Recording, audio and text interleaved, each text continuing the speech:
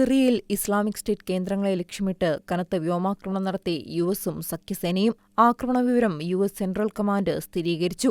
Islamic state കേന്ദ്രങ്ങൾ ലക്ഷ്യമിട്ടായിരുന്നു ഞായറാഴ്ച അർദ്ധരാത്രിയോടെ US സിറിയയിൽ വീണ്ടും വ്യോമാക്രമണം നടത്തിയത്.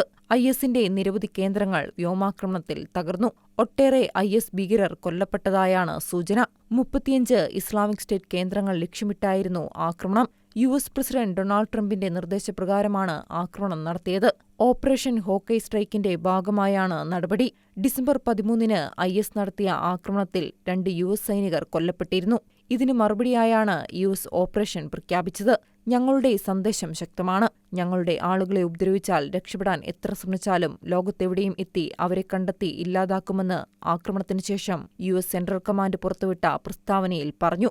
ഡിസംബർ 19-നും സിറിയയിൽ യുഎസ് വ്യോമാക്രമണം നടത്തിയിരുന്നു. മധ്യ സിറിയയിലുടനീളമുള്ള 70 ഐഎസ് കേന്ദ്രങ്ങളാണ് യുഎസ് അന്ന് ലക്ഷ്യമിട്ടത്.